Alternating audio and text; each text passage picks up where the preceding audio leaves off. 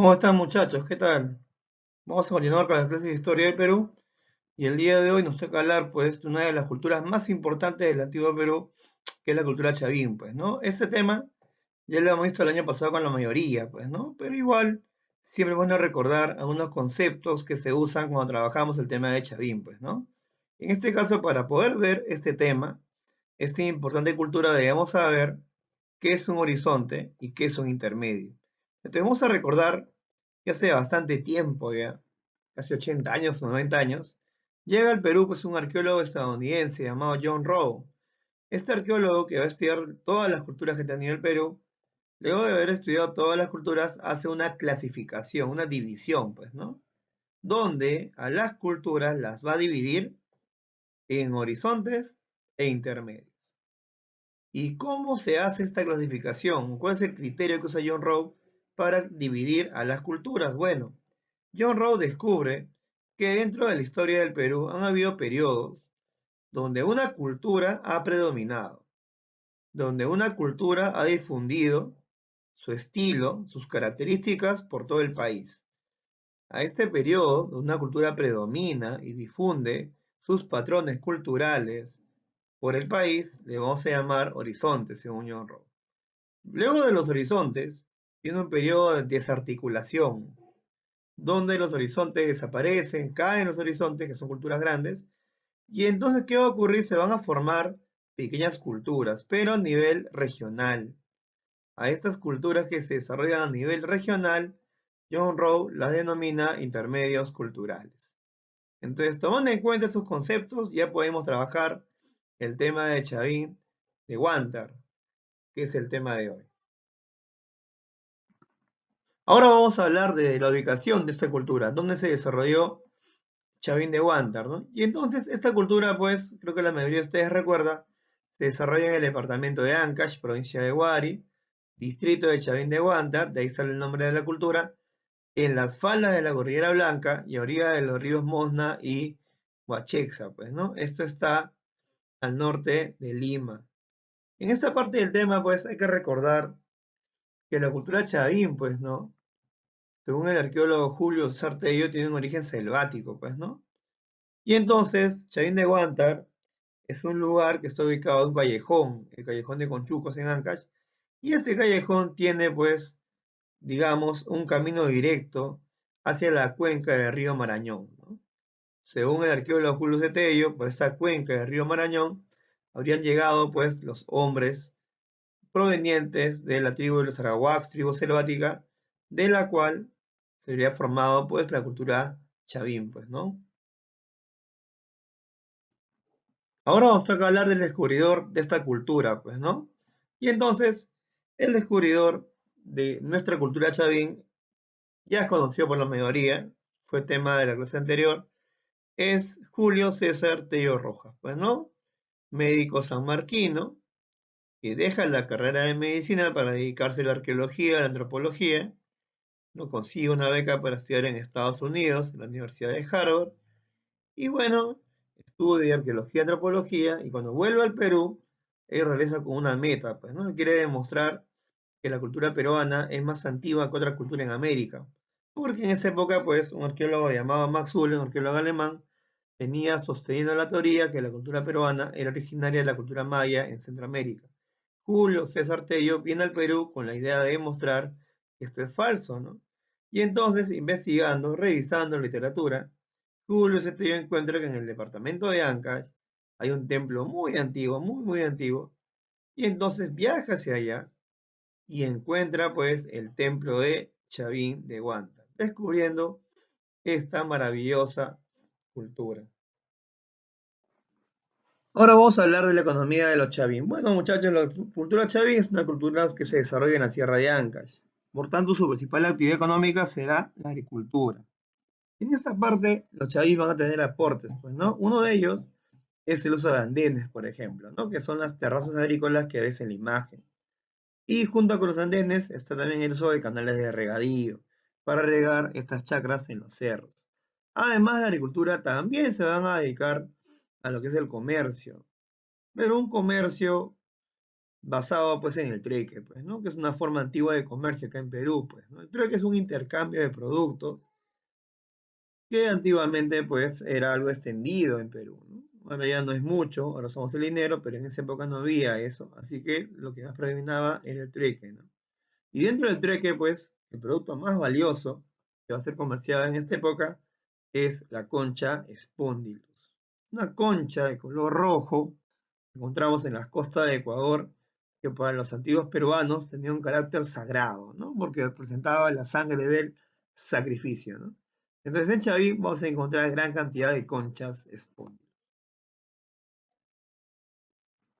En la parte social, tenemos que mencionar que dentro de esta cultura, el grupo social más poderoso sería el grupo de los sacerdotes. Tal y como pueden ver en la imagen, ¿no? Tenemos la imagen de un sacerdote chavín que tiene los dientes de jaguar, ¿no? Recuerden que el dios jaguar era su dios más poderoso.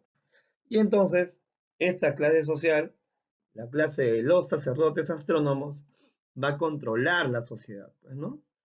Estos sacerdotes les van a hacer creer a los campesinos de Chavín que quieren tener una buena cosecha o una buena siembra o quieren una buena lluvia, tienen que ofrendarle sus productos, lo mejor que tienen, al dios Lanzón. Más adelante hablaremos de este dios, que para los Chavín fue el más poderoso. Además de esto, este grupo social, pues, para controlar a la sociedad, va a usar el terror, pues, ¿no? El miedo a los dioses. Es muy importante, pues, ¿no? Porque en esa época no había militares. Así que el control social lo van a hacer a través del terror, ¿no? El miedo a los dioses Chavín, que como ustedes saben son dioses terroríficos, ¿no? En la parte final van a ver a uno de ellos, el dios Lanzó. En la parte política no hay mucho que mencionar porque, ¿no? Ya lo hemos mencionado hace un momento, acá los que van a tener el poder son los sacerdotes, tal y como ven en la imagen nuevamente, pero los que son nuevos pues tienen que aprender que cuando un estado está gobernado por los sacerdotes, como el caso de Chavín de Guantar, no había militares, este estado se va a denominar estado teocrático, ¿no? Que traducido pues del español quiere decir gobierno de Dios. Además, te vuelvo a recalcar que al no haber militares, la única forma de controlar a la sociedad en esta cultura va a ser el miedo, el terror, el miedo a los dioses, ¿no? Eso de ahí no olvidar que va a ser la forma como ellos van a controlar a los campesinos, básicamente. Ahora vamos a hablar de los aportes culturales de Chavín. Y en esta parte, pues, un aporte que destaca bastante es su arquitectura lítica, pues, ¿no? Sus construcciones monumentales, como el templo que ven en la imagen, que es el templo de Chavín de Guantar, ¿no? El castillo, para ser exactos, es la parte que estamos viendo adelante, ¿no? Ahí pueden ustedes ver las columnas, ¿no? De piedra, los bloques de piedra que están ahí armados, ¿no? Los chavín utilizan grandes bloques de piedra en sus construcciones. Además de eso, también hay que mencionar que en este templo de Chavín de Guantar se encuentra pues una galería subterránea. Justamente en esta galería es que se encontró la imagen del dios Lanzón o el Lanzón monolítico, ¿no? ¿Qué más? Los templos Chavín tienen una característica particular que lo diferencia de los demás templos, que es la forma de U, ¿no? Eso lo pueden ver si van a Chavín de Guantar y acá en Lima también, ¿no? Acá en Lima tenemos un templo de Chavín de Guantar que está ubicado en la parte de San Martín de Porres, que es el templo de Garagay, pues, ¿no? Si algún día tienen tiempo, déjense una bolsa por ahí. Otro campo donde van a destacar es el campo de la cerámica, ¿no? Y en este campo, Pueblo Chavín va a tener una cerámica de tipo monócroma. Y quiere decir un solo color, con gas estribo, y como ustedes pueden ver en la imagen, su cerámica va a cumplir una función básicamente ritual, pues, ¿no? En la mayoría de vasijas vamos a encontrar representado al dios jaguar, al dios felino, que fue su dios principal, pues, ¿no? Para terminar, vamos a hablar de su religión, ¿no? Que como ustedes saben, vendría a ser lo más importante en toda esta cultura, fue de tipo teocrático, ¿no? Donde la religión fue lo principal. Bueno, en esta parte vamos a mencionar dos cosas. En primer lugar, que el templo de Chavín de Guantar, que ya vimos hace rato en la imagen, aparte de ser un templo, va a ser un oráculo también, ¿no? Va a tener funciones religiosas, básicamente. Es un oráculo, donde las personas acudían, pues, para poder saber el futuro, ¿no? Los sacerdotes Chavín hacían predicciones. Y la parte más curiosa en esto es que para hacer esas predicciones van a hacer uso de grandes cantidades de alucinógenos, que vendrían a ser drogas, ¿no? Básicamente el Cactus San Pedro.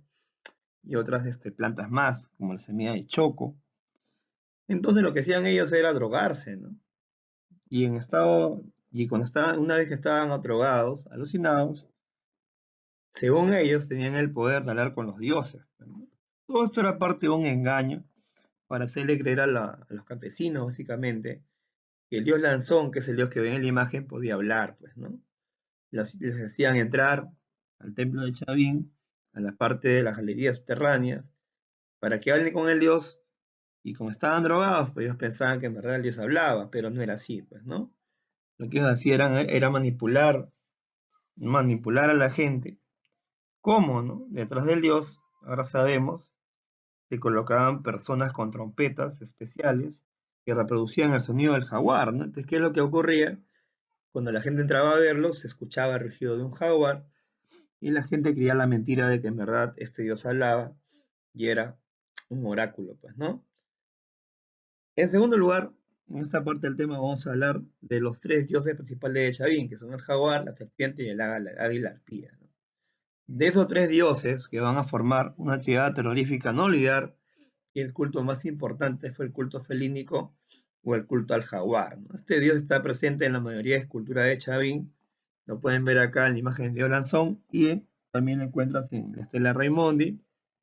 Es más, este dios jaguar se va a extender a otras culturas como Moche, Nazca, ¿no? Todavía va a estar presente todavía. Bueno chicos, eso ha sido todo por hoy. Es una clase pequeña sobre Chavín de Guantar.